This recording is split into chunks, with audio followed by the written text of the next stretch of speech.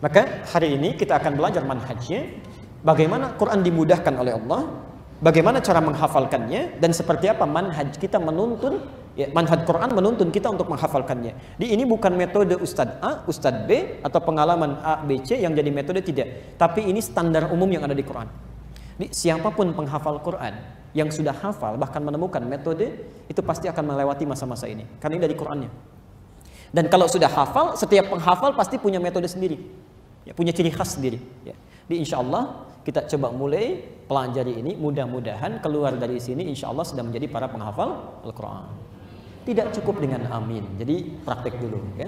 Pelajari dulu, hafalkan dulu, baru amin. Baik, bismillah.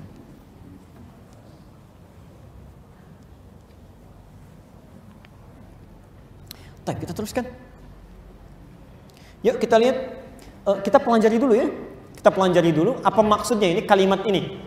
Allah kan katakan kalau kita cuma baca terjemah, sungguh kami telah mudahkan Quran untuk dihafal. Maka adakah di antara kalian yang mau menghafal, mengingat? Ya. Tapi Bapak Ibu sekalian, kalau kita baca jeli ayat ini, sebetulnya dari rangkaian ayat ini, dari awal sampai akhirnya, itu menanamkan pada kita pesan, isyarat, bahkan petunjuk. Satu, bagaimana cara menghafal Quran? Yang kedua, apa yang menyebabkan kita sulit menghafal Quran? Jadi kalau Anda paham satu ayat ini saja, kesananya akan lebih mudah. Pertama, mari kita lihat. Ayatnya dimulai dengan kata walaqad. Walaqad.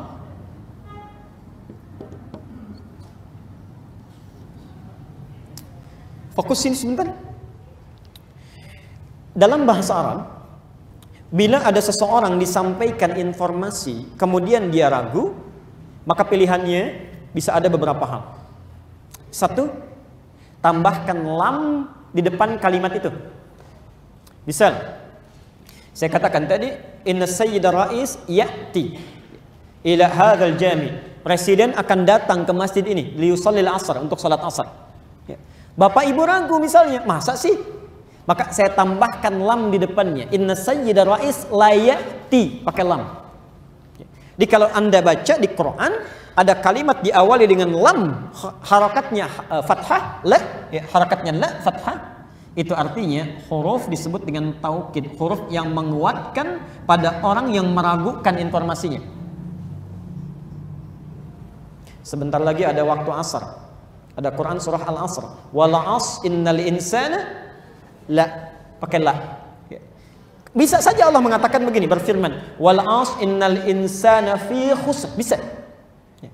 Sungguh manusia pasti rugi. Ya.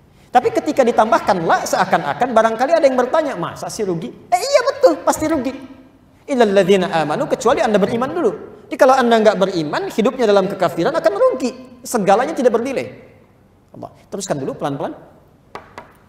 Tapi kalau ada orang, mohon maaf, masih nggak yakin juga pakai lam, kayaknya nggak mungkin deh, misal.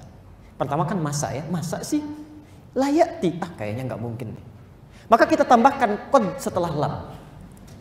Inna sayyida rais laqad ya'ti, betul loh, pasti datang, saya sudah cek, pasti itu. Lam dengan qad. Jadi kalau ada orang-orang, baik, ketika disampaikan informasi, ada orang ketika disampaikan informasi bukan hanya ragu, ya. Baik yang pertama ya. Lebih baik yang pertama kayaknya. Oh, baik. Terdengar suara saya? Baik. Jadi kalau ada orang disampaikan informasi bukan hanya ragu, tapi dia betul-betul yakin, bahkan ada seakan-akan nggak mungkin, pesimis. Ya. Itu berarti tambah hurufnya dengan lam dan qad. Laqad. Nah, perhatikan kenapa banyak orang ketika akan menghafal Quran sulit dia hafalkan, sulit hafal. Masya Allah, kami di Bekasi sekarang sedang menggalakkan hafalan Quran. Alhamdulillah, ada yang 27 hari hafal Quran. Dari nol, 27 hari hafal Quran. Ada yang 30 hari, ada yang 20 hari. Bukan hitungan bulan lagi untuk hafalan. Anda bayangkan, orang menghafal 2 tahun ini 20 hari. Orang menghafal 27 bulan ini 27 hari. Allah mudahkan. Ternyata salah satu penyebab orang sulit hafal Quran Karena kebanyakan orang ketika lihat mushafnya aja sudah pesimis. Siap, saya yakin Quran itu mudah. Begitu lihat mushaf, kok tebel ya? Kok banyak juga ya? Nah itu. Ya. Di persoalan pertama yang membuat kita susah menghafal Quran karena belum apa-apa kita sudah pesimis.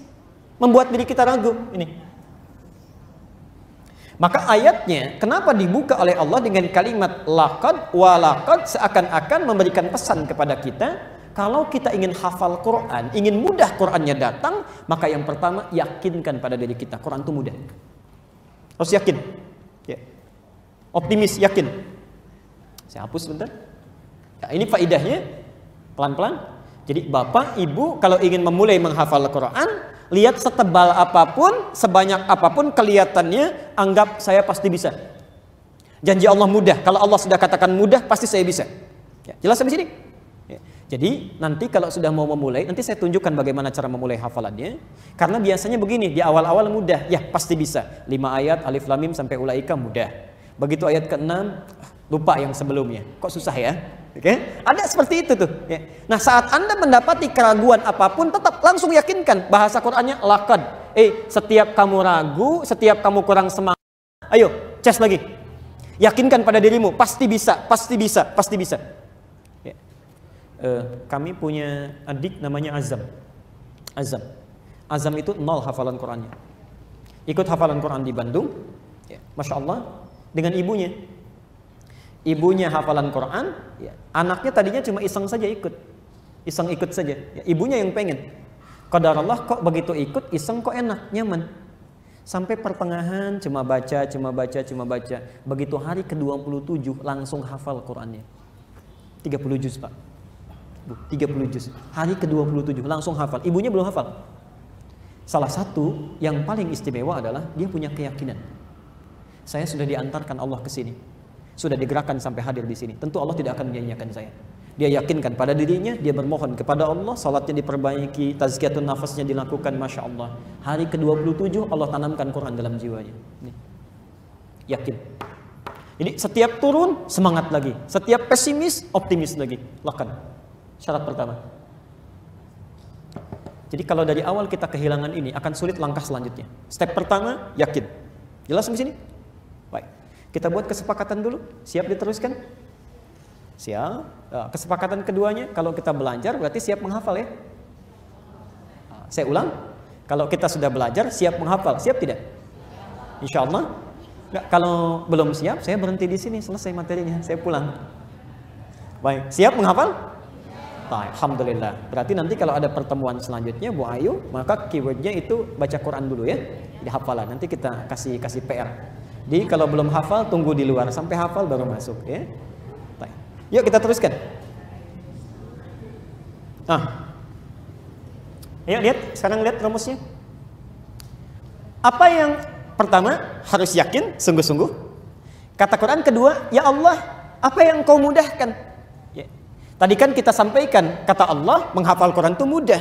Bapak Ibu sekalian, dalam bahasa Arab, kalimat mudah itu setidaknya ada 2. Satu sahlun, kedua yusr, paling ujung. Satu sahl, kedua yusr.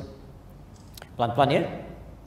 Sebaliknya kalimat sulit pun dalam bahasa Arab ada 2. Satu sa'bun, kedua usrun.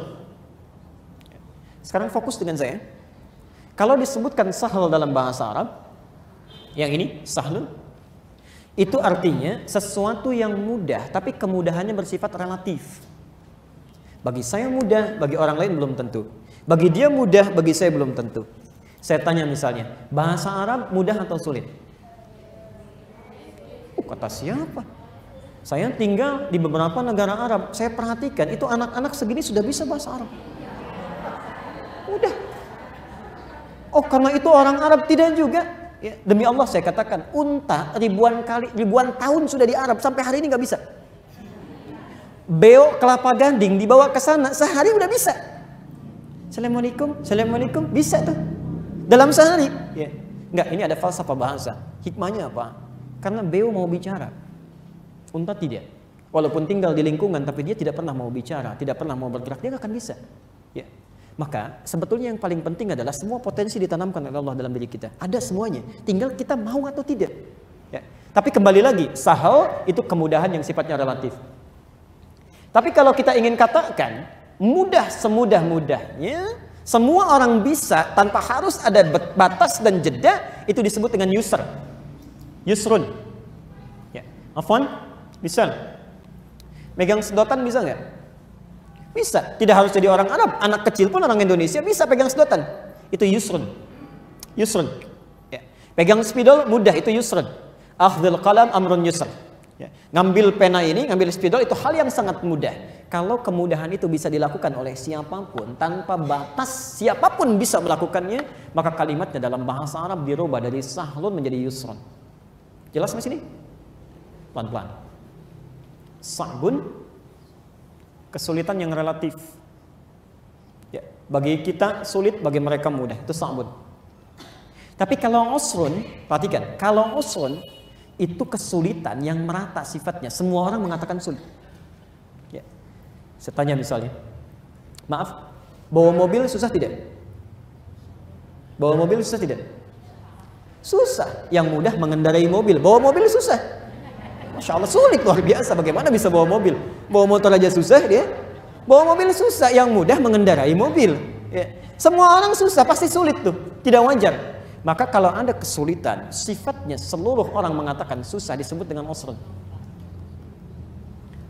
Saya mudah saja menyampaikan, langsung saya bahas ini yusrun. Tapi kenapa saya cantumkan dua ini? Yang ingin saya sampaikan, di Quran tidak pernah ada kemudahan diungkapkan dengan sahal. Karena Allah menginginkan semuanya mendapatkan kemudahan yang sama. Jangan ada bagi si A mudah, bagi yang lain susah. Tidak. Harus sama semua mudah. Karena itu semua di Quran, dampak dari kemudahan, istilahnya diungkapkan dengan yusrun. Karena Allah menginginkan setiap orang mendapat kemudahan yang sama. Tapi nggak ada kesulitan diungkapkan dengan sa'bun, dengan usrun. Usrun. Ya. Seakan-akan ada pesan, sesulit apapun hal yang kamu alami, ada kemudahan yang sangat mudah bisa kamu dapatkan. Karena itu di Quran kalimat usrun seringkali dirangkaikan dengan yusrun. Inna ma'al usri fa inna ma'al usri yuridullahu bikumul yusra wa la yuridu bikumul usra. Tidak pernah ada sa'bun, tidak pernah ada sahlun. Nah, yang paling menarik, kalau ada di sini yang sampai mengatakan, aduh saya sulitnya luar biasa, saya nggak bisa baca Quran, sulit. Bagaimana bisa menghafal, baca aja nggak bisa.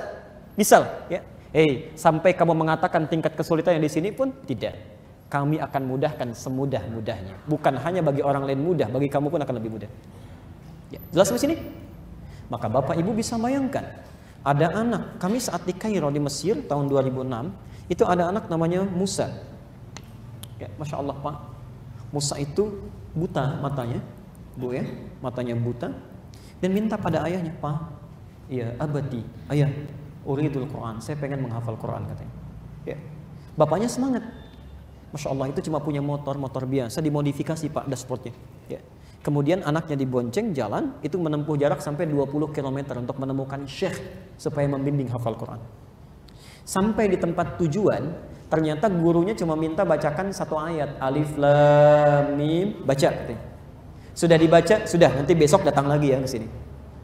Saya mau tanya, kalau Bapak Ibu belajar ingin baca Quran, sudah nempuh perjalanan dari Kelapa Gading misalnya, jauh-jauh sampai lewat Sunter sana. Tiba-tiba gurunya cuma minta baca alif lam mim, sudah, besok kesini lagi ya. Besoknya datang lagi nggak? Itu persoalan kita tuh. Nanti tahap selanjutnya kita akan belajar. Ternyata belajar Quran itu yang paling penting, ada teori sekarang menghafal tidak harus hafal. Ya, maksudnya bukan menghafal ada, bukan. Kadang-kadang penghafal Quran tuh nggak sabar. Padahal guru saat meminta kita membaca, itu ayat-ayat Quran dirangkai oleh Allah ternyata melatih lisan. Di setiap lafadznya itu, setiap lafadznya kalau dibaca dengan benar, itu latihan mengucapkan dengan benar. Misal, pelan-pelan dulu ya. Alif lam mim dimulai dari alif, lam dan mim, itu mewakili semua rongga mulut tempat huruf berasal.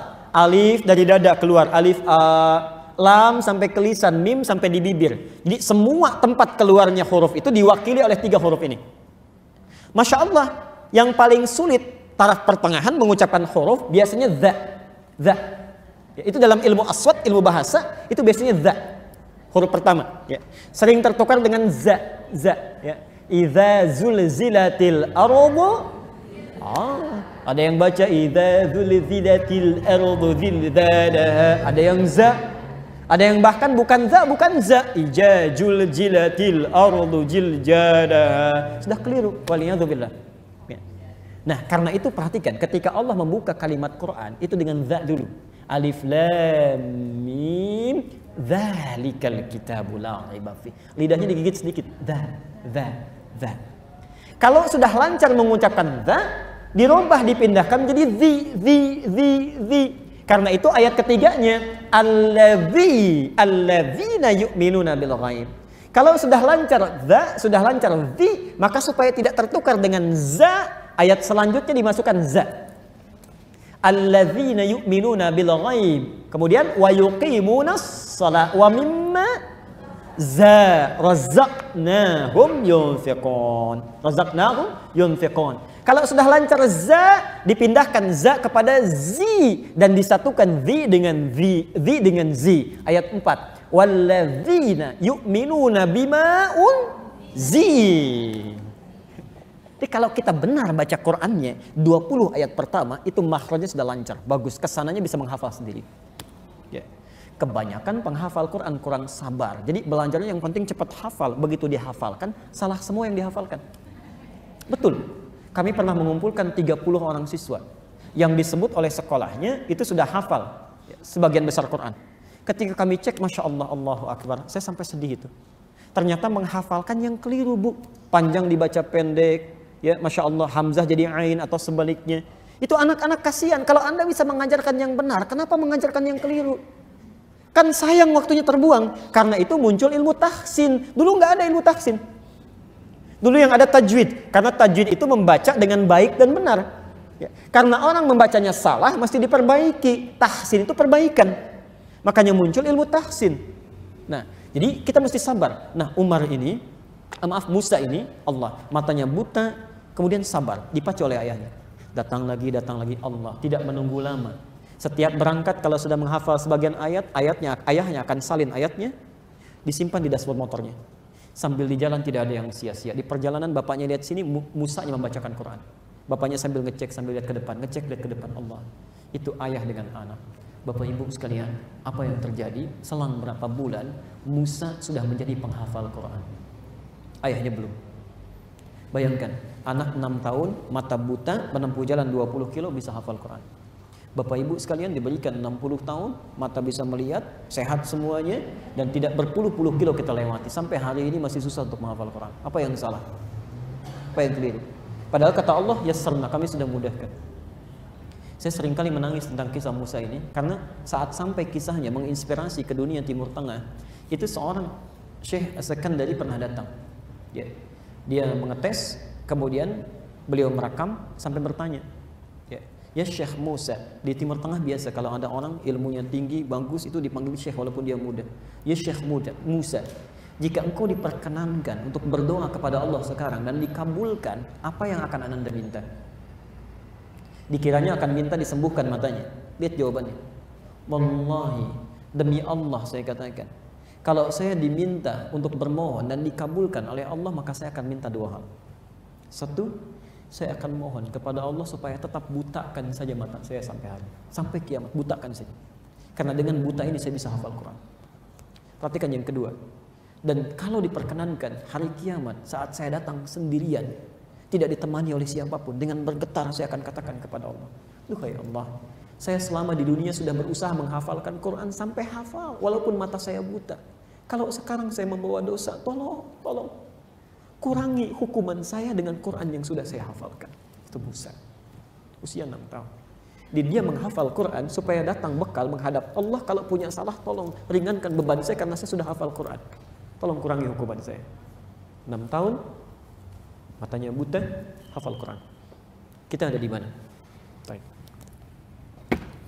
Saya kalau bertugas di beberapa tempat, itu seringkali terharu, Pak. Di Tripoli itu, anak-anak usia 4-5 tahun itu rata-rata 10 juz, 15 juz. Kalau sudah 15 tahun nggak hafal Quran, itu malu, jadi aib. Jadi mereka nggak punya teman. Ya. Satu kali saya datang ke syekh kami dalam satu masjid, sedang duduk, tiba-tiba ada anak perempuan kecil, anaknya lucu, usia mungkin 3 tahun 4 tahun. Jadi kalau suasana begini menjelang sore itu mereka sudah bawa tas, bawa mushaf, kayak bawa buku biasa, lari-lari ke masjid itu. Kadang-kadang tasnya lebih besar daripada tubuhnya. Itu Masya Allah, ada anak perempuan kecil lucu luar biasa datang, dia bawa selang, Bu, bawa selang. Dia katakan, "Syekhi idribini," katanya. "Syekh, tolong pukul kepala saya." Bawa selang. Saya bengong, diam, saya begini. 5 kata syekhnya. Kenapa? "Nasid, saya lupa," katanya. Maksud anak ini, barangkali saat saya lupa, ini ada penghalang nih di kepala saya, tolong pukul pakai selang ini. Mungkin kalau sudah dipukul bisa lancar lagi. Anak usia 3 tahun. Ya, Masya Allah. Bapak Ibu sekalian, memang sudah dimudahkan.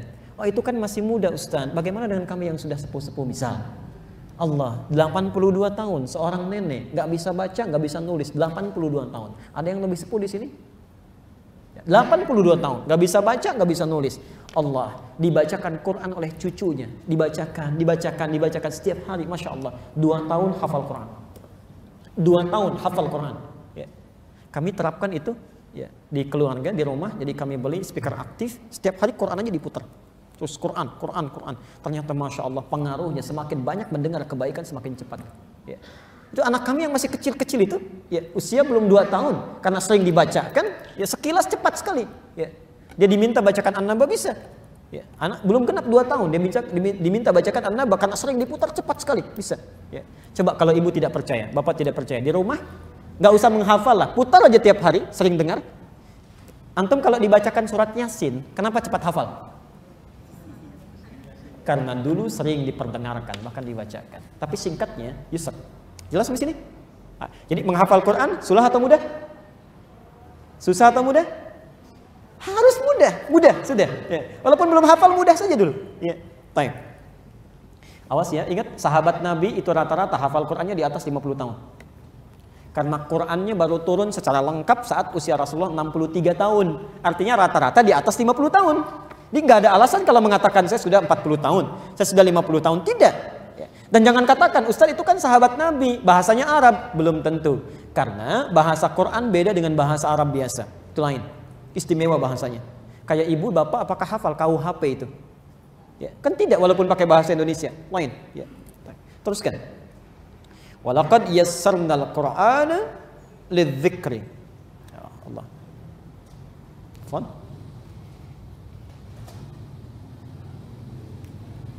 Walaqad yassarnal Qur'ana lidzikri. Fahal mim muddakir. Teruskan dulu. Saya tulis. Ini lidzikri. Kata Allah, saya mudahkan Quran itu untuk dihafal, diingat. Fahal min muddakir, lalu meminta kita untuk mulai menghafalkannya. Muddakir. Ini bagian terakhirnya. Baik. Bismillah. Mohon izin sebentar. Kita buka dulu.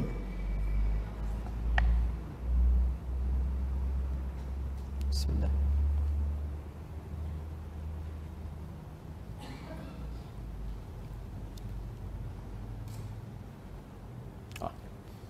Kita mulai dari sini dulu sebentar. Coba lihat sebentar, pelan-pelan sebelum ke sini. Walaqad yassarnal Quran, ke Quran dulu ya. Baik. Ibu bapak sekalian, ada yang mau saya persingkat, singkat saja. Di dalam Quran, nama Quran sendiri sering diungkapkan dengan macam-macam nama. Ada disebut kitab, dzalikal kitabu la raiba fi. Kenapa saat kita diminta menghafalkan kalimatnya bukan dalam bentuk kitab tapi Quran? Dzalikal kitabu, di sini walaqad yassarnal Quran. Kenapa Allah tidak mengatakan walaqad yassarnal kitab? Ya, jelas di sini? Baik. Kalau disebutkan kitab itu yang dimaksud susunannya. Dari Al-Fatihah sampai dengan An-Nas atau tulisannya. Ya, atau tulisannya. Ya. Kalau sudah dihimpun tulisannya rapi, ada jilidnya dari awal sampai akhir, namanya berubah menjadi mushaf. Nah, jadi mushaf, jadi itu mushaf tuh, mushaf di depan mushaf. Ya. Susunannya disebut kitab, tulisannya disebut apa? Kitab. Bacaannya, bunyinya itu yang disebut dengan Quran. Ya. Dari kata al-Qur'u, kata Al-Qur'u. Al-Qur'u. Simak ini. Terdengar? Bunyi yang didengar disebut dengan Qur'u. Kalau sengaja saya bunyikan untuk terdengar, maka berubah namanya menjadi qiraah. Qiraah.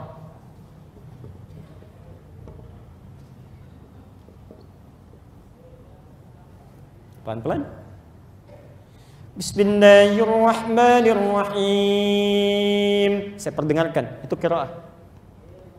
Kalau saya ulang-ulang terus bacakan, saya ulang-ulang, maka berubah kalimatnya menjadi bentuk superlatif. Rumusnya fu'lan, jadi Quran. Quran yang menunjuk kepada banyak, berulang. Ya. Tiap hari dibaca lagi, tiap hari dibaca lagi, tiap hari dibaca lagi, dan nggak bosan itu, tidak bosan. Allah. Kenapa Quran disebut dengan Quran? Karena satu, ingin menunjuk kepada yang dibunyikannya, bukan tulisannya. Yang kedua, memberikan pesan bahwa Quran ini akan selalu dibacakan dan tidak pernah orang bosan membacakannya. Saya mau tanya, Bapak Ibu pernah bosan baca Al-Fatihah? Ada yang bosan nggak? Boleh. Ya Allah, saya bosan sholat baca Al-Fatihah terus, boleh nggak yang lain bisa? Tidak ada. Walaupun 17 kali dalam sehari kita bacakan. Ada nggak kitab lain, buku lain dibaca 17 kali dalam sehari? Ada nggak? Tidak ada. Pasti bosan. Karena itu mukjizat Al-Quran, di antara mukjizatnya yang paling spesial adalah satu-satunya kitab yang saat dibacakan orang tidak akan pernah bosan. Walaupun cepat ngantuk. Pasti itu. Karena itu sudah jadi setan. Walaupun cepat ngantuk. Gak percaya silahkan. Bapak baca Quran itu bisa setengah jam begini aja. Begitu baca Quran 3 menit sudah begini. Terus BBM bunyi, ping, oh segar lagi lihat status tuh.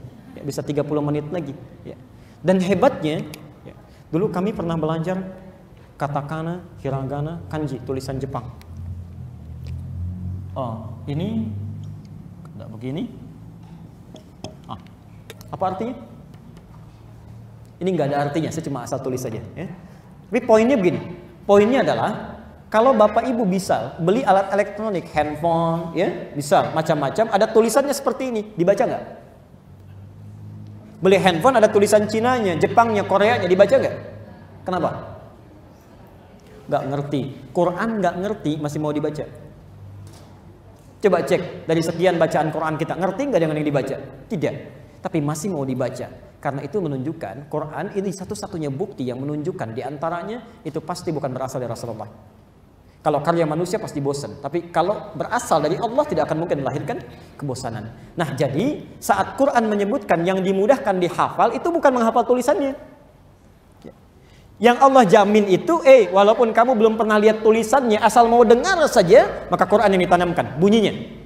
Ya, ditanamkan oleh Allah dalam benak kita, di jiwa kita. Ya. Jelas sampai sini? Di saat menghafal Quran itu seakan-akan mengatakan tidak harus bisa baca, tidak harus bisa tulis, asal mau dengar saja, ditanamkan oleh Allah Qurannya dalam jiwa kita. Cara menanamkannya disebut dengan zikri. Ingat, hafal. Ketika Allah menantang kita, dalam tanda petik, meminta kita mulai menghafal, saya mudahkan Quran untuk kamu ingat, hafalkan, zikri. Sekarang meminta kita, fahal min muddakir, kamu sekarang coba hafalkan. Saya ajarkan rumus yang terakhir. Kalau ada alif lam, ini menunjuk pada proses. Di proses menghafal itu mudah. Ya. Allah mudahkan prosesnya. Tapi kalau kalimat diawali dengan mim depannya, harokatnya u, sebelum akhirnya itu i, pokoknya mim depannya, itu orang. Menunjuk pada orang. Misal, rumus cepatnya ya, saya ajarkan rumus cepat bahasa Arab diantaranya. M-U-I, mu-I, mu-I, mu-I. Depannya mu, huruf sebelum akhir i. Itu menunjukkan orang. Contoh, Islam agamanya. Orangnya mu-I.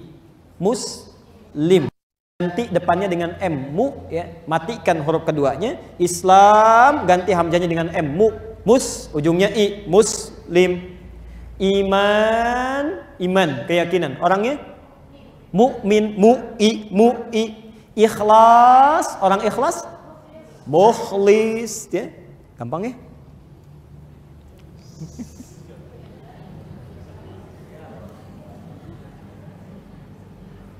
Ada yang masih bengong lihat. Biar nggak penasaran, pelan-pelan aja. Ya kita sampai jam berapa? Saya mesti bersiap, saya mau ke Abu Dhabi. Ya, coba lihat sini. Lihat sini. Kalau mau ganti orang, tadi rumusnya mu'i. Ini Islam misalnya kan, sudah nih. Buang aja hamzahnya langsung. Ganti jadi mu. Mus, ya. Lalu ujungnya diganti jadi i karena alif tidak menerima harokat. Ingat, hamzah yang punya harokat, alif gak punya. Ya. Karena alif itu menunjuk panjang. Ya. A kalau ada alifnya jadi panjang. A. Ya. Di gampangnya nggak ada harokat pun kalau ada alifnya, huruf sebelumnya a panjang. Jadi kan i. Muslim. Iman, buang i-nya. Jadi apa?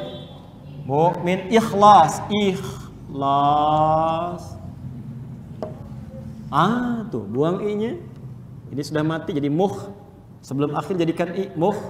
Lis, ini tidak menerima harakat. Islah, muslim. Ihsan, muhsin. Gampang ya? Dan nanti masing-masing aja praktekan. Ya. Saya berikan yang paling mudah lagi, paling mudah.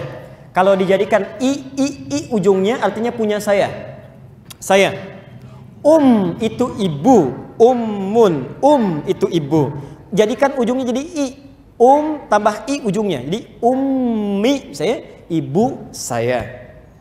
Ab ayah, ayah saya. Abi. Kitab, buku saya. Kitabi. Spidol, pulpen, kolam. Spidol saya. Kolami. Masjid saya. Masjidi. Gampang ya?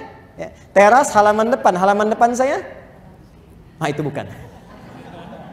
Terasi lain ya. Supaya nggak ngantuk sedikit. Ya, lihat sini. Ini menunjuk pada orang, ini menunjuk pada proses. Sekarang yang unik begini, yang unik. Kata Allah, saya mudahkan Quran untuk dihafal. Ketika meminta kita menghafal, kalimatnya menggunakan zal. Ini. Dan ini sebetulnya nggak ada hamzahnya, nggak ada tasydidnya, karena alif lam syamsiyah maka muncul hamzahnya untuk memudahkan. Tapi ketika kita meminta kita untuk mulai menghafalkannya, dirubah dari zal menjadi dal. Nggak ada tasydidnya. Mana yang paling mudah mengucapkan, yang paling mudah diucapkan, zal atau dal? Sekarang kita bikin perjanjian. Kalau tidak tahu katakan wallahu a'lam. Ya. Mana yang paling mudah diucapkan, zal atau dal? Dal. Yang bilang dal angkat tangan. Yang bilang zal? Yang tidak jelas gak usah ngangkat. Itu Allahu a'lam semua. Kalau dalam ilmu bahasa, ilmu aswan, yang paling mudah itu yang pertama, zal. Yang itu, zal. Karena itu disebut harfu takhfif, ringan. Zal, gak butuh udara. Tapi kalau dal, itu disebut dengan harful infijar. Infijar itu yang ditekan di dalam, kemudian dikeluarkan. Ya, diledakkan. Dal. Ya. Karena itu ada pantulan. Pantulan dalam bahasa Arab disebut qalqalah, 5 hurufnya. Qutbu jadin, qaf, ta, ba, jim, dal. Karena itu sulit mengucapkan dal. Kalau orang Arab sulit, tekan dulu dal. Ya. Jelas? Nah, perhatikan. Ketika menghafal Quran, prosesnya disebut dal. Ketika mulai menghafal, orangnya disebut dengan dal, pakai dal. Seakan-akan memberikan pesan kepada kita, yang mudah itu Qurannya dihafal, yang susah tuh orangnya. Nih. Yang susah orangnya, Qurannya mah mudah, yang susah orangnya. Tadi, ya pesimis, sulit, ya turun lagi, Qurannya ketebalan. Memang orang yang susah. Internal. Qutbu jadin, keluarkan perasaan di dalam tuh, ledakan keluar. Ledakan, keluarkan. Mulai hari ini nggak boleh ada pesimis lagi. Jangan merasa usia saya tidak memungkinkan. Saya lemah dalam berpikir, lemah dalam mengingat. Udah, keluarkan, ledakan, dal, selesai. Ya. Atau yang kedua, tasydid. Tasydid ini kan, maaf, itu tanda eksternal, luar. Asalnya 2 huruf dijadikan 1. Ya, untuk memudahkan kasih tanda tasydid. Ini bukan huruf asli, huruf luar dimasukkan ke dalam. Jadi ada faktor internal yang ada dalam diri kita membuat kita susah hafal Quran, ledakan keluar. Seringkali orangnya semangat, tapi masalahnya faktor eksternal. Kok belum menghafal juga? Aduh, nggak ada waktu nih, susah. Nggak ada waktu. Masya Allah, padahal 24 jam dibentangkan oleh Allah. Terlalu sibuk, tidak ada waktu, tidak punya planning untuk memanage, itu yang membuat kita susah hafal Quran. Jadi saat kita mau menghafal, bagaimana caranya kita mulai menghafal? Ya, satunya tadi sudah kita bahas. Maka kita simpulkan dulu sebentar. Satu, menghafal Quran mudah karena Allah yang jamin. Demi Allah saya katakan, perhatikan betul, kalau bukan karena Allah menjaminnya, tidak akan pernah ada penghafal Quran di muka bumi. Karena tidak mudah. Tidak mudah kalau kita saja. Allah yang menjadikan mudah. Karena Allah sudah sampaikan maka jadi mudah.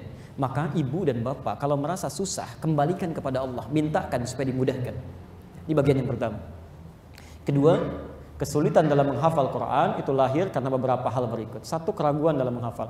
Belum menghafal sudah ragu, bagaimana bisa hafal? Ya. Yang kedua, tidak menjadikan Quran sebagai prioritas tadi, faktor eksternal. Cobalah antum misalnya, para ayah yang bekerja, bisa berangkat, masuk kerja jam 7, di kantor setengah 7 sudah di kantor. Setengah 7, karena jadi prioritas. Berangkat gelap, pulang gelap lagi, karena jadi prioritas. Kita tidak pernah memprioritaskan Quran sebagai bagian dari kehidupan, karena itu sulit. Ya. Jangankan Quran, kadang-kadang sholat juga tidak. Sebagian ya, tidak seluruhnya. Coba kalau Anda prioritas, ya, jadikan itu sebagai bagian yang penting. Masuk kerja jam 7, kita anggap penting nih. Datang jam berapa? Setengah 7, karena penting. Ya. Ada orang kalau menganggap penting dalam sholatnya, di sini sholat subuh jam berapa sekarang? 4 lewat 5. 4 lewat 5. Kalau orang menjadi prioritas, misal sholat subuh 4 lewat 5, dia jadikan prioritas. Allah, jam 3 sudah bangun, siap-siap, karena prioritas. Ya. Kalau yang standar saja, saat dipanggil, ya saat itu bangun. Adzan subuh 4 lewat 5, jam 4 lewat 5 dia bangun, standar. Ya. Tapi kalau nggak jadi prioritas sama sekali, nggak penting, nggak dia pikirkan, dipanggil jam 4 lewat 5, baru bangun pun jam 5 lewat 4. Itu pun belum kepikiran sholat. Maka kalau kita ingin hafal Quran, pertama modalnya ini dulu. Jangan dulu menghafal. Percuma Bapak Ibu menghafal pun, mulai dari menghafal, tapi kalau punya sikap ini akan susah. Kalau tidak pernah punya prioritas akan sulit. Walaupun kekuatan menghafal kita luar biasa. Karena itu Quran diturunkan bukan untuk orang pintar. Tidak sedikit orang yang IQ-nya tinggi, di kelas ranking 1, tapi tidak hafal Quran. Tapi ada orang biasa-biasa saja, dari kalangan yang biasa bisa hafal Quran. Yang terakhir ini, kurangnya motivasi. Karena itu mari kita mulai bagian terakhirnya. Kalau kita ingin menghafal, seperti apa manhajnya setelah kita menemukan semua ini. Sepakat, siap untuk menghafal? Oke, karena ini cuma satu sesi saja kita berjumpa, ini hanya untuk pembuka saja. Saya berkeinginan begini, nanti kalau satu saat kita akan ta'lim lagi, kita sudah tidak harus membuka mushaf lagi. Ya, surat sekian, ayat sekian, surat sekian, ayat sekian. Jadi kita hafalkan dari sekarang. Insya Allah ya. Oh, jangan tersenyum dulu, itu tandanya ragu. Sudah bismillah, sudah hafalkan, bismillah, yakin kita. Maka dari sekarang sebelum kita menghafal, buang keraguan.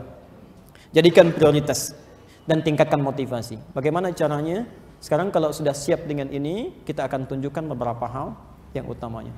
Oh, ini dulu Rasulullah ya, mulai mengajarkan Quran. Ini petang rumah Nabi SAW. Barangkali di satu tempat pernah saya bahas dulu di Nurul Bahri ya, insyaAllah. Ini Bapak Ibu sekalian, ini Jabal Qubais.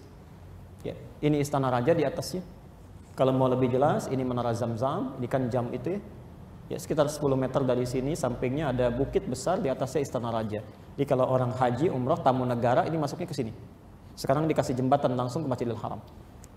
Yang mau saya sampaikan, tadi kan, pertama, Jabal Qubais, ini dulu simbol kebesaran, sampai sekarang. Sejak zaman jahiliyah. Jadi kalau orang memiliki kedudukan, jadi kepala suku misalnya, maka dia akan menguasai ini. Semua pengumuman penting disampaikan di atas ini. Ini istana raja di sini sampai sekarang, karena simbol kebesaran. Di bawahnya ini ada satu tiang listrik, sini kelihatan, tuh ya. Ini ada satu tiang listrik, kelihatan? Ini sampingnya lagi ada satu tiang listrik kecil di sini, kelihatan? Oh, hebat kalau kelihatan, saya aja nggak ngelihat itu ya.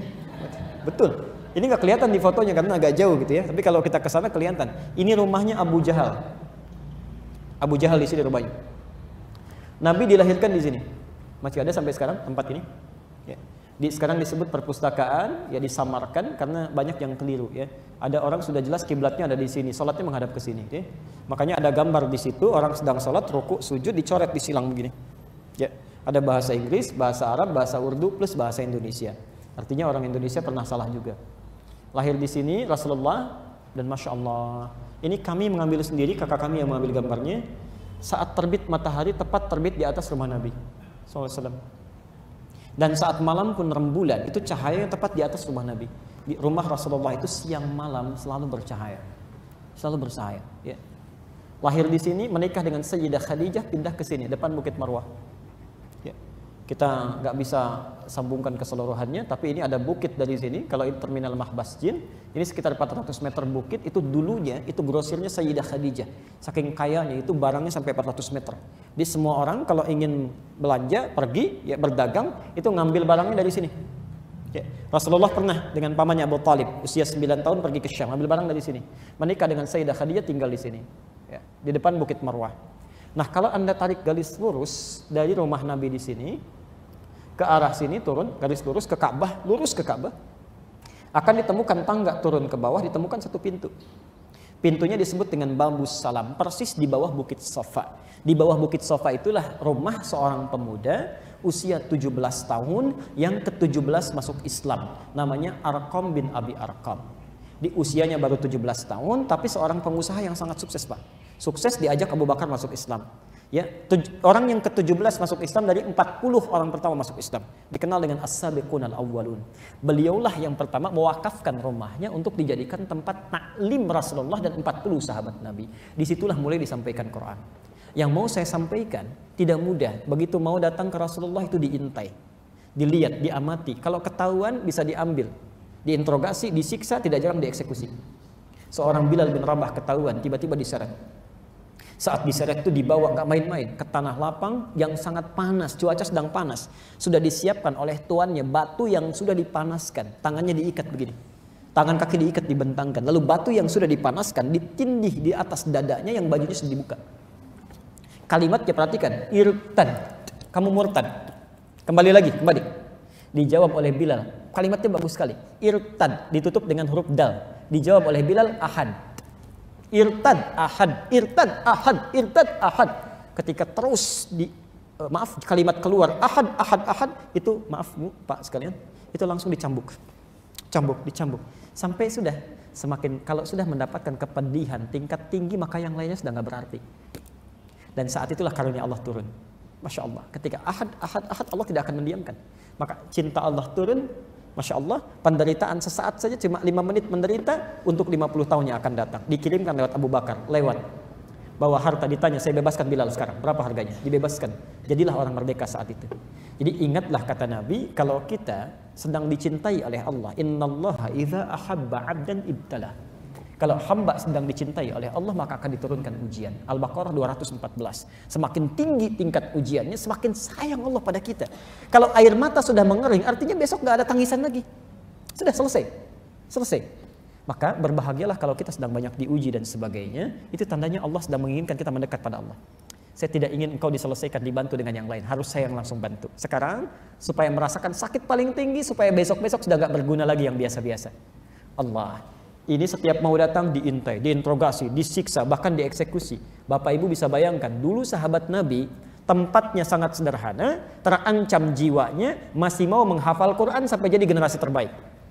Anda dikasih tempat yang sangat luas, mewahnya luar biasa. Ada AC-nya, yang kalau di luar panas di sini bisa dingin. Yang kalau di luar kedinginan hujan di sini bisa bernaung. Ada kipas anginnya kalau nggak mau terlalu dingin. Ingin taklim ustadznya datang sendiri, fasilitasnya lengkap, direkam juga kalau lupa bisa mengulang lagi rekamannya. Dengan semua itu belum tersentuh kita untuk sekedar membaca Quran. Dengan cara apa lagi Allah mesti memfasilitasi kita supaya tentram bisa kita belajar. Ya. Maka bertakwalah kepada Allah karena semua itu akan ditanya. Yuk kita siap-siap menghafal. Pertama, saya agak cepat. Siapkan mushaf. Ya, kita butuh mushaf. Kalau zaman dulu orang sudah biasa menghafal. Ya. Zaman sekarang kurang terbiasa menghafal. Ya, semuanya sudah ada. Karena itu semakin banyak elektronik, banyak alat, maka kemampuan kita semakin berkurang. Ya. Karena tidak pernah diasah, jarang. Kami terakhir sekitar sebulan 2 bulan lalu kita panel dengan dokter, itu dokter ahli syaraf otak dan jantung, namanya Dr. Manufris Kasib. Ya. Kalau ibu bapak berkenan, kita suka ada kajian ya dengan expert beberapa. Ini beberapa sudah dengan dokter. Mereka nanti membahas dari segi sainsnya. Saya dari Quran dan Sunnahnya itu dipadukan. Itu masya Allah. Di jantung saja, jantung itu kata beliau itu ada 40.000 sel. Dari 40.000 ini satunya saja kalau mau digunakan itu baru jantung, belum otak. Kalau mau digunakan itu lebih hebat daripada flash disk yang bisa memuat dengan kapasitas yang paling banyak. Jadi kalau masjid ini bisa, ya, dulu digambarkan masjid kami di sana lebih besar daripada ini. Kalau satu masjid ini saja dikumpulkan kitab-kitab sampai ujungnya itu tidak sebanding dengan satu sel saja sel yang ada dalam manusia untuk mengingat itu. Itu baru jantung 40.000. Di otak 2 miliar. Di otak 2 miliar. Makanya kalau cuma dipakai melamun, ya, dipakai memikirkan yang tidak penting itu mati, pelan-pelan mati, nggak diasah. Ya. Apalagi dipakai maksiat. Karena kalau kita terbiasa, bukan kita lah, orang lain. Ya. Orang lain terbiasa maksiat, matanya lihat yang selalu nggak pernah punya filter. Ya. Lisan berdusta itu berpengaruh. Jadi pikiran, kalau nggak percaya silakan. Orang yang belum pernah bohong, kemudian dia berbohong, pasti terbawa-bawa. Kamu salah, kamu salah, kamu salah. Jadi pikiran, namanya fuad namanya, fuad. Jadi suara hati yang mengarahkan pada kebaikan, mengecam keburukan namanya fuad. Quran surah 17 ayat 36. Innas sam'a wal basara wal fuad. Kullu ulaika kana anhu mas'ula. Ya. Baik. Maka kita mulai sekarang dari mushaf karena kita butuh mushaf. Saya mau perjelas dulu sebentar Bapak Ibu sekalian. Baik. Boleh pinjam beberapa mushaf agak cepat. Sebentar lagi kita asar. Beberapa mushaf silakan. Kalau bisa agak beda-beda. Baik. Ada? Oke, sini aja. Suara saya terdengar insyaallah? Dengar ya? Sekarang perhatikan, saya punya beberapa mushaf yang saya pegang. Saya ambil 2 contoh dulu ya. Jazakallah. Ini saya pegang 1 dengan 2 ya. Saya ingin tunjukkan ada 3 jenis mushaf. Ya, 3 jenis mushaf. Yang pertama, mushaf yang biasanya digunakan untuk membantu kita benar membaca Quran. Ya, benar. Dikenal dengan mushaf tajwid. Mushaf tajwid. Biasanya model kekinian mushaf tajwid itu seringkali ditunjukkan dengan, mohon maaf suka ada warna-warna ya. Ya, misalnya hijau bawahnya ada penjelasan, merah ada penjelasan gitu ya. Baik. Sesungguhnya orang tua kita dari sejak zaman dulu itu lebih bagus. Ya. Di mereka tidak membuat warna tapi langsung mencantumkan tanda harokat. Tanda wakaf dan ibtidanya. Ya. Saya beri contoh misal model mushaf Madinah, ada Beirut, ada lokal yang terbitan Kudus. Ya, seperti ini misalnya. Ya, ini lokal ini. Ciri paling gampangnya ada gembung-gembung kayak gini. Ini mushaf lokal. Masya Allah ternyata bedanya apa? Kalau mushaf luar itu tanda wakafnya biasanya 4-5 tanda saja, 4-5. Ya. Tapi kalau mushaf kita, ya, mushaf yang lokal, ya di kita, mushaf lokal, itu tandanya, tadi saya matikan Pak. Tandanya itu sampai wakaf yang paling akhir, 5-6 wakaf. Ya, sampai 6 tanda. Jadi begitu Bapak Ibu asal tahu huruf hijaiyah saja, melihat tandanya, harokatnya, fathah, dhammah, kasrah dan sebagainya, itu akan langsung benar insya Allah bacanya. Contoh, Al-Baqarah ayat keempat. Walladzina yu'minuna bima unzila ilaika wa ma unzila min qablik wabil akhirati hum yuqinun. Sekarang saya tulis begini, akhirah. Akhirah. Lihat sini, fokus. Kalau mushaf luar, misal mushaf Madinah, mushaf Lebanon, ya, Beirut, itu menulis akhirah harakatnya begini. Fathah tidur. Ini. Kalau ditulis begini tandanya, artinya dibacanya panjang atau pendek? Pendek. Pendek, pasti pendek. Ya, harakat begini pendek. Tapi kalau mushaf lokal yang diterbitkan di Kudus, ya, itu langsung diberi tanda dengan fathah tegak begini. Bacanya panjang atau pendek? Pasti panjang. Jadi kalau mushaf-mushaf dulu, makanya para orang tua itu lagunya biasa, tapi makhrajnya tepat. Karena mushaf yang digunakan benar. Ya, benar. Ya, itu yang digunakan. Ini mushaf tajwid namanya. Nah, sekarang, ya, karena orang banyak kreasi macam-macam, maka muncul inovasi-inovasi. Ya, ada yang dengan warna, ya, dengan penjelasan. Kalau dari penelitian kami tidak mengecilkan. Yang berwarna itu silahkan kalau mau dipakai ya. Alhamdulillah mudah-mudahan ada manfaat, maslahatnya banyak. Tapi kalau dibandingkan dengan mushaf yang ini, itu lebih bagus menggunakan tanpa warna.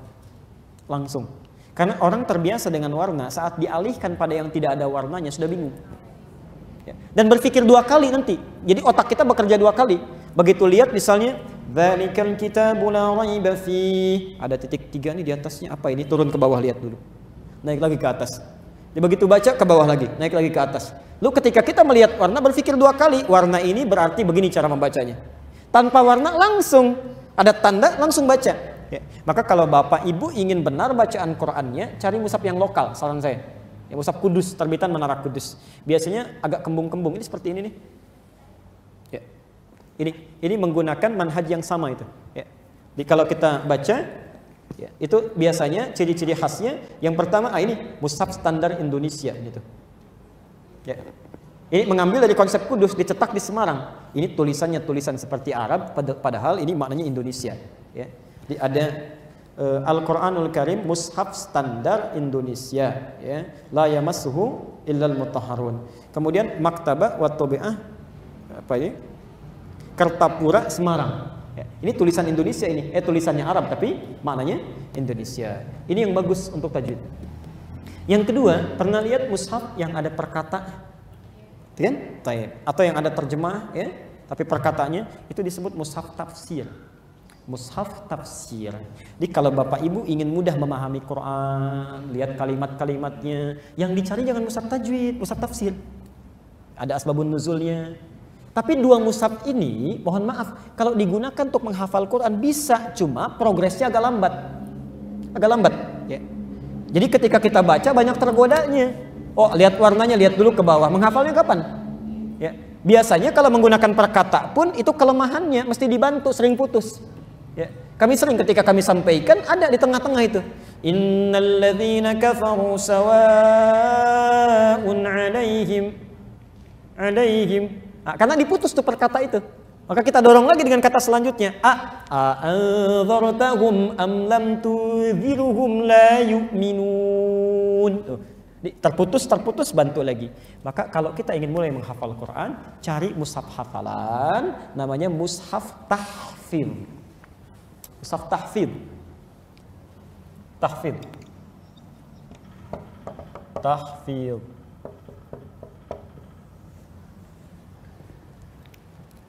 Bu Ayu, kalau nanti teman-teman di sini, ya, ikhwan semuanya pengen mulai untuk menghafal, nanti mungkin saya coba lihat dan kita akan rekomendasikan mushaf mana yang terbaik. Ya, kalau mau nanti begitu nanti mau dilanjutkan, Bapak Ibu bisa pegang, nanti saya bimbing secara umum.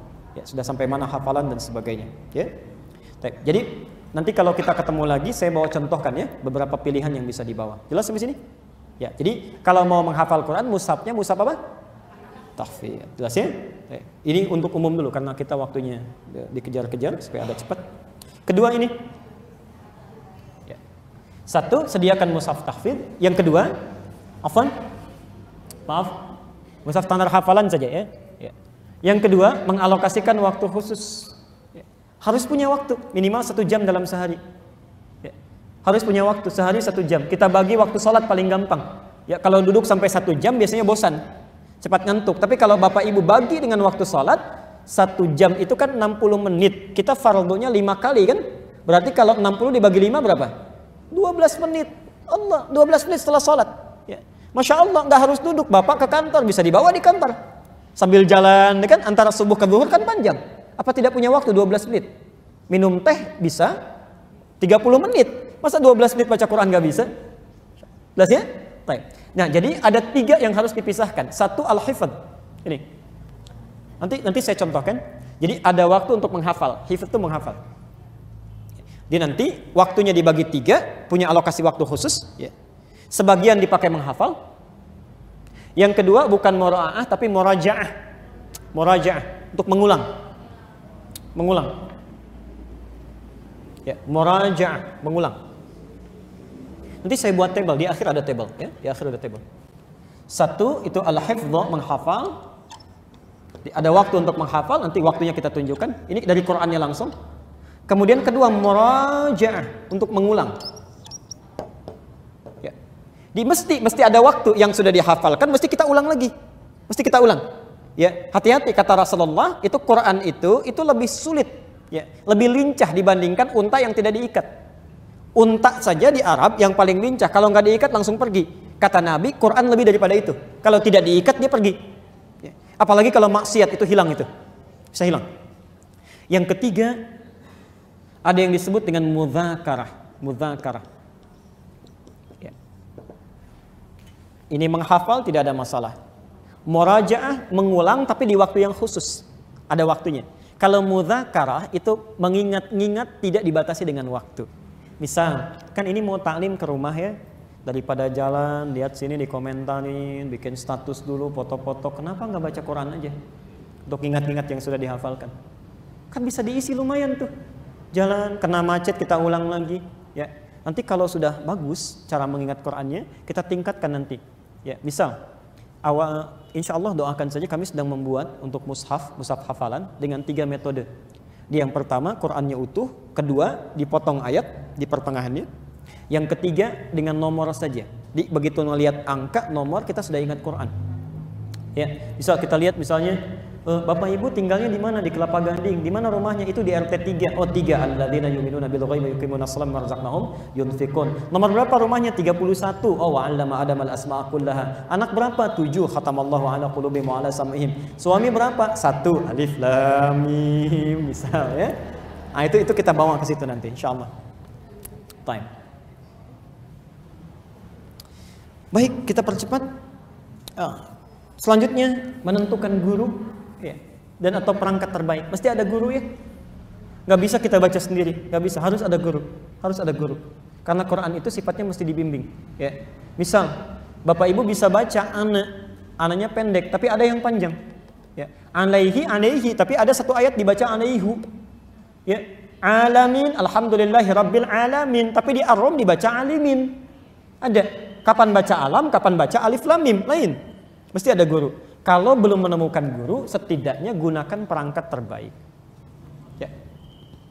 Cari misalnya muratal, direkam di handphone daripada diisi program macam-macam. Ya. Kenapa tidak sambil masak diputarkan, simpan, dengarkan terus. Ya. Terus kita cocokkan lisan kita panjangnya, pendeknya. Oleh guru nanti dibenarkan. Jelas di sini? Ya. Tolong nanti kalau sudah siap, kita coba cari mushaf.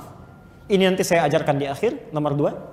Ya, waktu khusus untuk menghafal, mengulang dan mengingat-ingat. Ini menentukan guru, silahkan cari yang terdekat ya, sekitaran sini. Kalau belum ada, cari perangkat yang terbaik. Ya. Yang ini keempat, meluruskan, bukan meluruskan niatnya, ikhlaskan. Ini menurut saya yang paling penting. Orang mohon maaf pandai sekalipun, IQ-nya tinggi, tapi kalau tidak ikhlas tidak akan bermanfaat menghafalnya. Tidak akan bermanfaat. Tolong ikhlaskan, tanamkan. Bapak kalau punya waktu silahkan bisa datang ke tempat kami di Quantum Akhyar Institute. Itu setiap malam Sabtu Pak, ada kajian Quran. Saya berikan langsung ilmunya di situ. Jadi ada kitabnya, ada ilmunya, sama langsung tes hafalannya. Ada. Itu Masya Allah Ibu, kami pernah praktikkan. Jadi yang pertama kami bimbing bukan menghafal, tapi mengikhlaskan niat dulu. Dibersihkan, dikasih ilmu tazkiyatun nafas. Ada seorang ayah, ini kisah nyata, membawa anaknya, namanya Musa, sama Musa. Di malam-malam pertama kami bacakan Quran, itu sudah sampai pada 61 ayat. Ayahnya hafal 53 ayat. Semua akan dites. Masya Allah anaknya ini cuma datang lihat, senyum, buka mushaf, lihat lagi. Begitu dites dulu malam Jumat masih berlangsung. Saat dites ayahnya hafal 53 ayat, anaknya tiba-tiba minta dites. Ustaz, tolong saya cek juga. Ternyata yang cuma senyum melihat begini sudah hafal 1 juz. Saya bilang, nak, kalau Ananda hafal di bulan Mei sampai setengah Quran, insya Allah kita umrah. Allah 4 hari dari situ datang ke rumah, diantar Umi sama abinya, datang ke rumah. Hanya untuk menyampaikan, Ustaz, saya sudah hafal 4 juz dalam 4 hari. 4 juz dalam 4 hari. Jadi kalau Anda hatinya bersih, ya baik, keinginan kuat kepada Allah, itu bahasa Qurannya langsung. Bukan kita yang capek mengucapkan, Allah yang tanamkan Qurannya dalam jiwa kita. Quran surah ke-75 itu Al-Qiyamah ya. Dari ayat 16 itu, terutama di ayat 18-nya, la tuharnik lisanaka lita'jala bi. Hei para penghafal Quran, dulu Rasulullah, ya Rasulullah, jangan kamu cepat-cepat gerakan lidah itu supaya cepat hafal Quran. Biasanya penyakit penghafal Quran, kalau ingin mulai menghafal pengen cepat hafal. Alif lam mim itu enggak usah begitu. Enggak usah. Kata Quran biasa saja. Ya. Inna alaina jam'ahu wa qur'ana. Kalau kamu ikhlas, lakukan karena Allah, bersih hatinya, kami yang tanamkan Qur'annya dalam jiwamu. Fa idza qara'nahu, ketika kami bacakan itu, dimudahkan, fattabi' qur'anah, ikuti dengan nyaman, tentram. Orang 2 tahun ini 27 hari. Dan itu pun bukan 27 hari, 15 harinya membersihkan hati aja. Jauhi maksiat, tobat, mendekat kepada Allah, berdoa, minta, lalu baru berusaha. Allah, 27 kurang 15, 12 hari hafal Qur'annya. Berdoa memohon kemudahan dan keberkahan. Ini kuncinya. Ya. Jadi sebelum menghafal doa dulu, Bu ya, Pak. Doa dulu. Mintanya satu, supaya Allah memudahkan hafalan. Setelah menghafal, berdoa lagi, minta kepada Allah supaya dikuatkan hafalan. Saya ulangi. Sebelum menghafal, minta dimudahkan hafalan. Setelah menghafal, minta dikuatkan hafalan. Sekarang terakhir bahasan kita, Ustadz, saya sudah siap memulai dengan yang tadi ini. Sudah optimis. Sekarang bagaimana caranya? Maka kita mulai keluarkan cara-caranya dalam Al-Quran. Ya. Yuk, ini teorinya, saya percepat. Nanti saya buat tabel.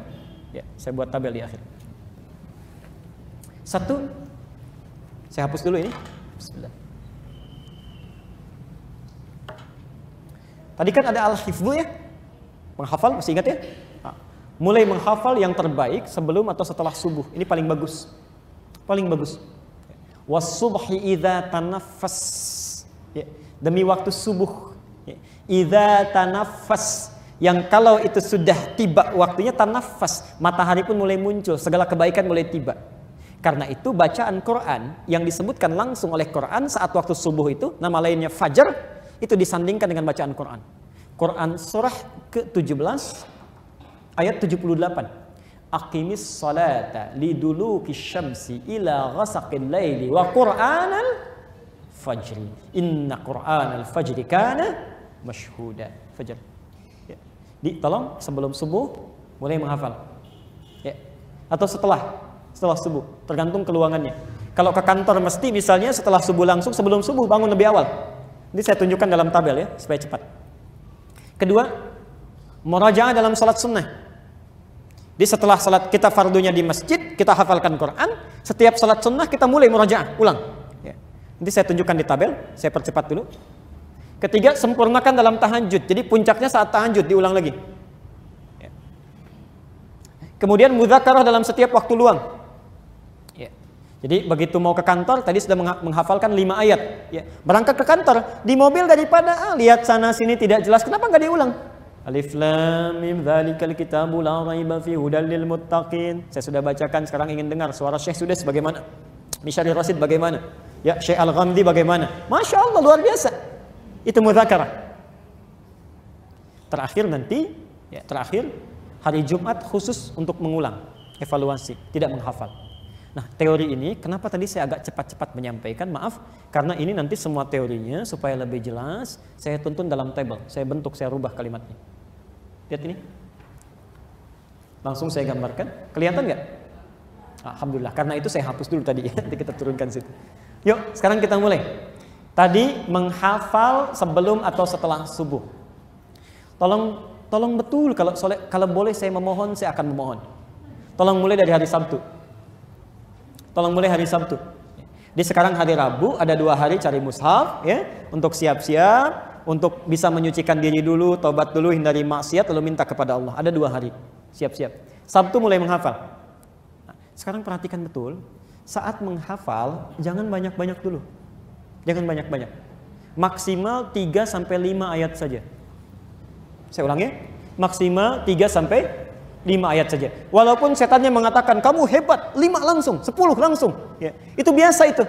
Ya, biasa godaan pertama. Nanti kita karena jarang sabar, kurang sabarnya, lisan kita jadi banyak salahnya. Dan celakanya kalau banyak menghafalkan, mengulang laginya bosan nanti. Maka mulai 3 ayat dulu. Setelah salat subuh ada salat sunnah? Setelah subuh ada salat sunnah?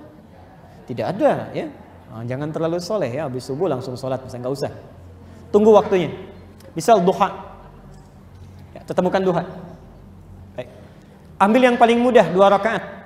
Saat datang salat duha, tadi kan teorinya praktekkan dalam salat sunnah, gitu kan?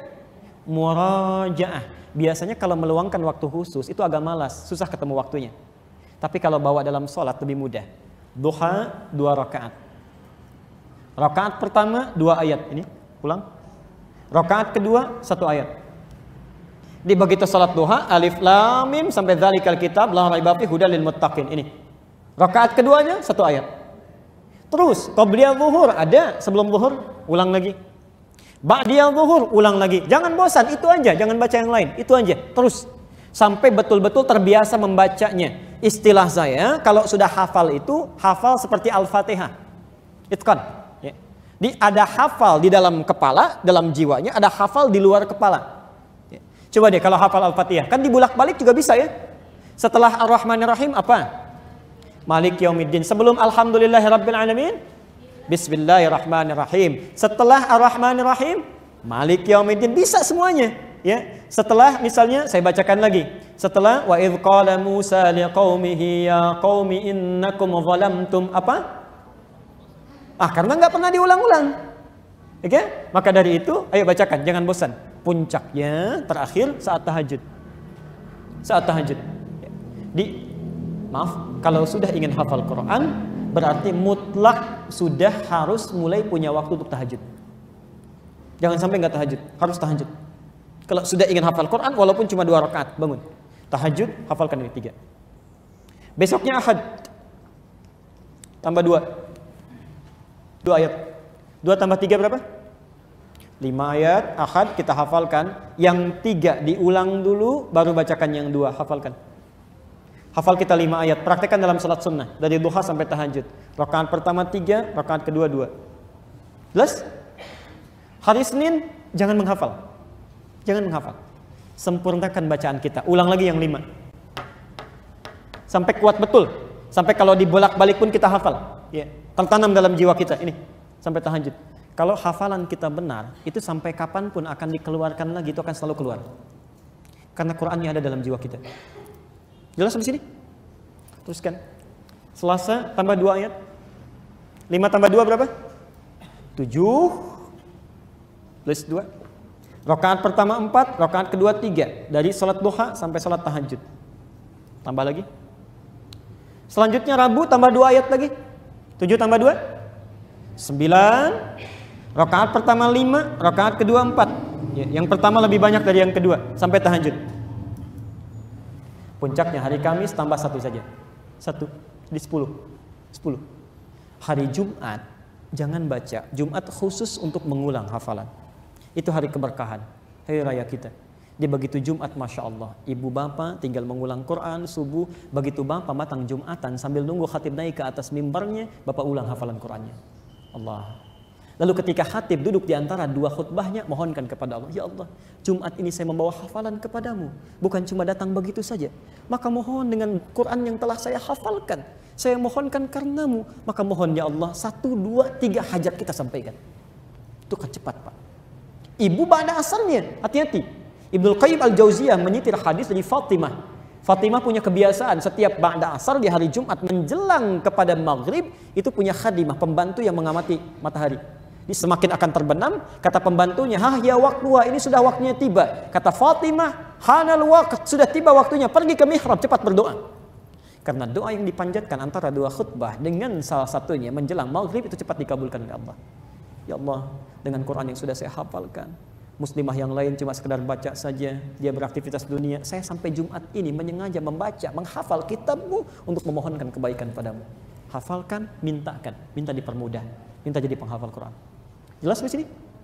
Jadi insya Allah dari mulai Sabtu sampai dengan Kamis selesai 10 ayat. Jadi bertemu ke Jumat yang akan datangnya, Sabtu depannya sudah hafal berapa ayat? Belum tentu. Ya, belum tentu.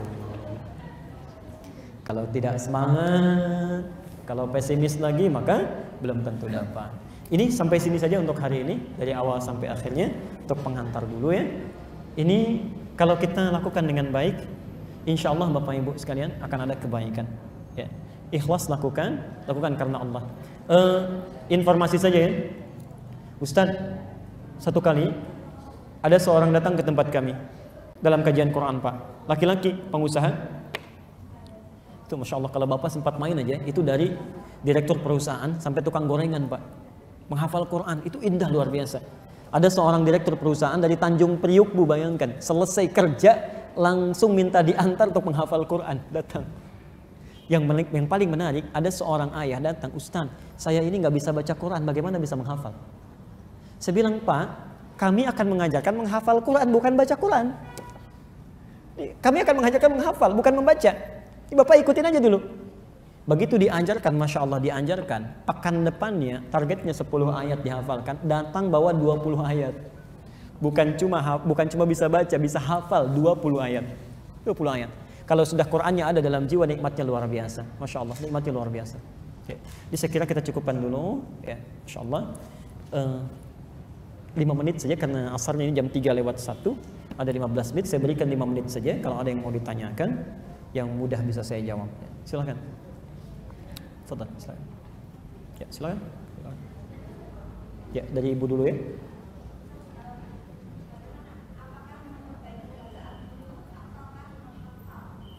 Apakah tahsin dulu memperbaiki bacaan ataukah mulai menghafal? Yang paling bagus itu bersamaan dilakukan, Bu. Jadi menghafal dengan memperbaiki bacaannya. Ya. Kalau kita memperbaiki dulu akan lambat jalannya. Ya. Maka kenapa tidak dilakukan bersamaan? Karena itu ilmunya tajwid. Tajwid itu saat mulai dipraktekkan, bacakan dengan benar dan baik. Jadi bersamaan saja. Itu saran saya. Ya. Jelas ya?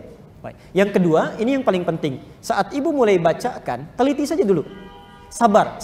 Di 20 ayat pertama sampai yakadul barqu yakhtafu absarahum, itu tolong ibu perhatikan betul madnya, harakatnya. Kalau itu benar cara membacanya, kesananya akan lebih mudah. Nggak ada guru pun nggak jadi masalah itu. Tinggal belajar Gharibul Mushkilat saja.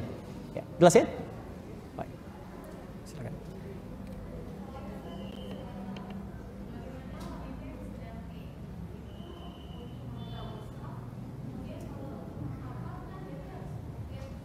Baik.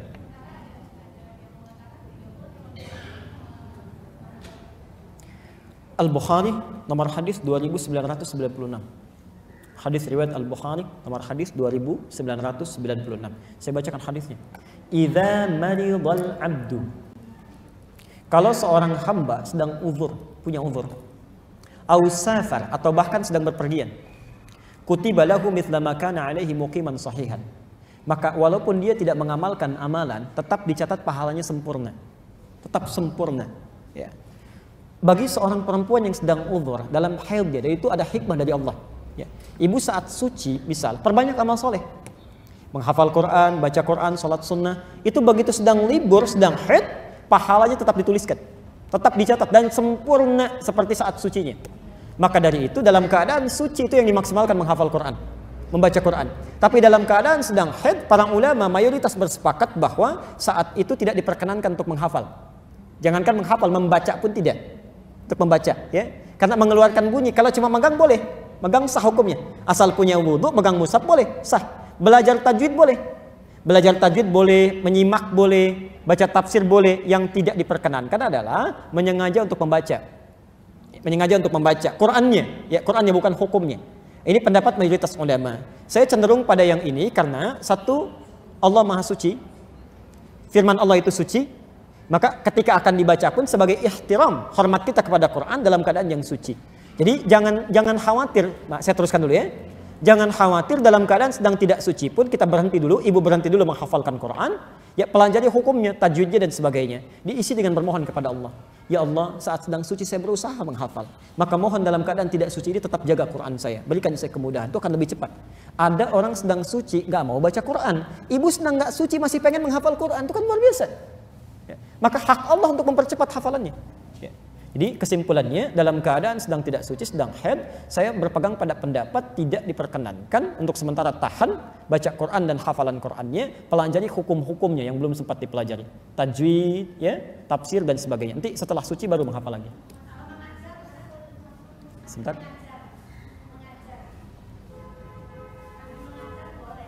Baik. Untuk mengajar, saya tahan ibu, silakan. Untuk menyentuhnya, perhatikan ya, bedakan menyentuh mushaf dengan menyentuh Quran, itu lain ya. Ingat, karena Quran itu bunyi bisa disentuh nggak? Tidak, ya. Perhatikan, makanya ketika ibu baca misalnya di dalam Quran itu, ya di surat Al-Waqiah itu, innahu laqur'anun majid, kan? La yamassuhu illal mutahharun. Hu-nya itu ke Quran, bukan ke mushaf. Ya, yang nggak boleh dibaca Qurannya. Kalau megang mushaf nggak apa-apa, sah hukumnya. Megang mushaf, karena ini mushaf. Qurannya bunyinya. Jadi kalau megang mushaf dalam keadaan punya wudu, sah hukumnya, boleh. Ya, bahkan nggak punya wudu pun, kalau mushafnya sedang misal dalam keadaan darurat, jatuh atau apa, jangan cari wudu dulu, cepat ambil. Ya, jadi kalau megang mushaf sah hukumnya. Ya, ibu akan bekalkan anak supaya mengaji, sedang tidak suci misalnya, punya wudu, pegang mushaf boleh, sah. Nah, silahkan ya, bawa. Kemudian sedang belajar, pegang mushaf, lihat tajwid, cuman menyimak saja, baca enggak, boleh enggak? Boleh, sah. Mengajar tadi saya sambungkan kepada ibu. Ya, jelas yang tadi ya, yang dimaksud mushaf itu boleh, tapi kalau sekedar untuk membacakan itu yang dilarang, tidak tepat dulu. Sekarang mengajarkan Quran, bagaimana hukumnya? Ya, dalam keadaan sedang tidak suci. Kalau maksudkan pengajarannya bukan bacaannya, ya. Karena ingat hadis Al-Bukhari nomor hadis yang pertama, innamal a'malu binniyat. Kalau niatnya menyengaja membacakan, maka itu menjadi Quran. Tapi kalau membaca untuk mengajarkan, tidak diniatkan ke Qurannya, menjadi bacaan pengajaran. Sama dengan ketika kita berdoa, Rabbana atina fid dunya hasanah. Doa bukan? Quran bukan? Belum tentu. Kalau saya menyengaja bacaannya saja, bukan dimaksudkan Qurannya, maka itu menjadi bacaan doa. Tapi kalau saya bacakan Qurannya dengan niat bacaan dari Quran, menjadi Quran. Karena itu nanti saat kita sujud, kan Nabi melarang, tidak boleh membaca ayat Quran dalam sujud, kan? Nah, sementara ulama mengatakan, Rabbana atina fid dunya hasanah itu doa, tercantum di Quran. Kalau saya niatkan untuk baca doa, bukan bacakan Qurannya, maka jadi doa. Tapi kalau saya bacakan, niatkan bagian dari Quran, maka menjadi Quran. Nah, dalam hal mengajar pun seorang mudarrisah, sebaiknya yang paling aman kalau ingin mudah mencari contoh-contoh yang tidak langsung mengambil dari Qurannya, tapi dimasukkan hukum tajwid ke dalamnya, sah.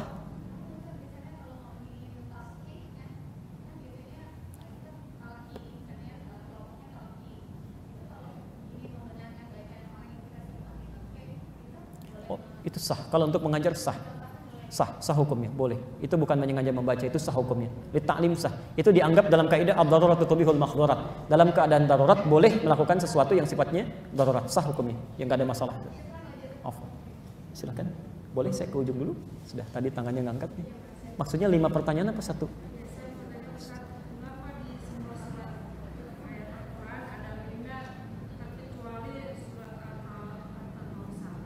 Ada apanya? Ada apanya? Oh, tanda mim. Taib. Pertama apa itu mim? Itu dulu, ya. Apa itu mim? Ada lam, ada mim, kan? Lam. Mamnu'ul wuquf wazim wusul. Kalau ada tanda lam di sini nggak boleh berhenti, harus terus. Ya. Kalau mim ini maksudnya, ya, tanda kecil di atasnya. Baik. Mim itu wujubul wuquf, mamnu'ul wusul. Harus berhenti di situ, tidak boleh diteruskan. Mim, maka dibaca mati, wajib mati, berhenti di situ. Ya. Nah, yang jadi persoalan begini, menentukan di mana harus berhenti, tidak boleh bersambung, itu namanya ijtihad fil waqfi wal ibtida. Itu ijtihad ketika melihat maknanya untuk menentukan kapan berhenti, kapan disambungkan. Dari sudut apa? Dari sudut makna. Sudut makna. Ini ada ayat-ayat di Quran yang kalau kita berhenti di situ maknanya berubah. Maknanya berubah. Ya. Kadang-kadang ada orang kehilangan nafas, lalu dia berhenti di situ, itu harus diulang. Karena maknanya bisa keliru. Maknanya bisa keliru. Sama saja kalau misalnya, mohon maaf, surah Al-Kautsar itu surah yang paling pendek di Quran. Paling pendek. Kebanyakan orang tidak sulit mengucapkannya, tidak akan kehilangan nafas. Panjang.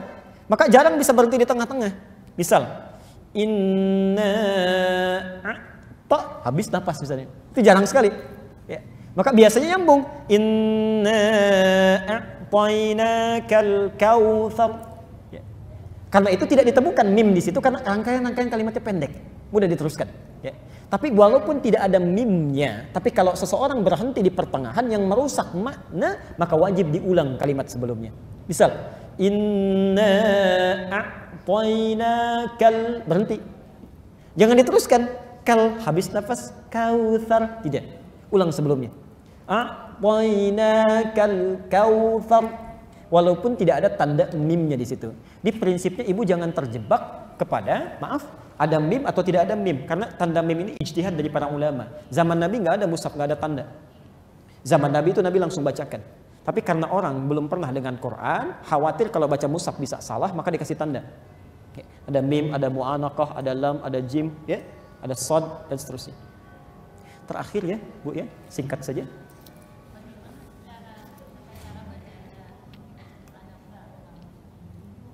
Baik, Ibu cari bukunya namanya supaya lebih lengkap, lebih simpel saja. At-Tibyan fi Adab Hamalatil Quran.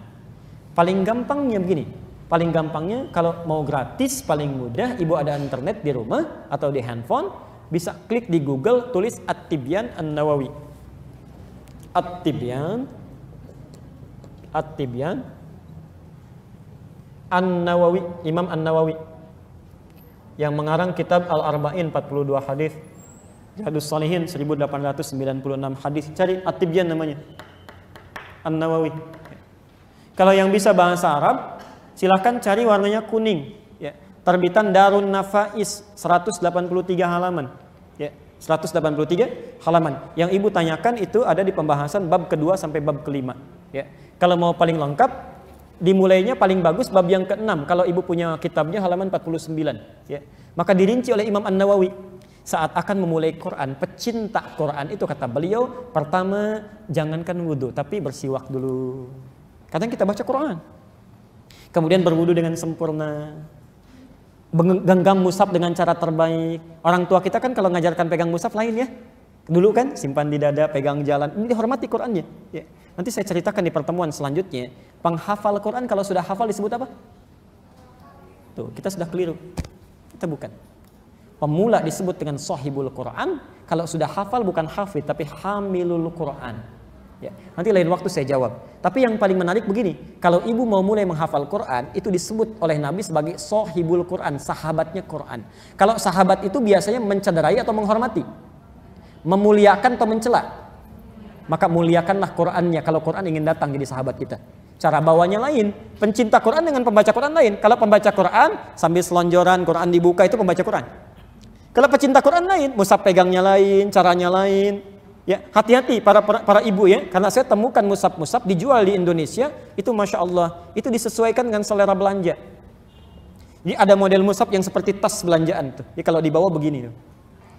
Mushaf itu kurang tepat ya, kurang tepat. Ya. Jadi ada mushaf Aisyah, mushaf Khadijah, mushaf Ummi Kulthum, macam-macam tuh. Ya. Tuh beda warna. Mushaf Aisyah warnanya pink, ya. Khadijah warnanya macam-macam. Ya, antum tuh mau cari warna, mau cari mushaf. Baik. Jadi itu Bu ya, silakan dicek At-Tibyan, ditemukan di situ. Punya wudu, bersiwak, berniat bersih, ikhlas lakukan karena Allah, menghadap ke arah kiblat, baru baca dengan penuh keteguhan. Saya termasuk yang agak kurang itu dengan itu. Kita cukup ya, karena kita mau asar ini ya. Kita hanya ada sekitar 8 menit lagi untuk asar. Ya, baik, kita cukupkan dulu ya. Bapak Ibu sekalian, barangkali ada beberapa pertanyaan yang belum bisa kami jawab, maafkan karena ada keterbatasan. Bila dalam uraian ini ada benarnya itu dari Allah dan Rasulnya. Kalau salah itu mutlak kesalahan saya. Mohon segera tinggalkan pendapat saya yang keliru dan ambil pendapat ustadz lain lebih baik. Ya, silahkan diamalkan. Kita akhiri dengan doa kifaratul majlis.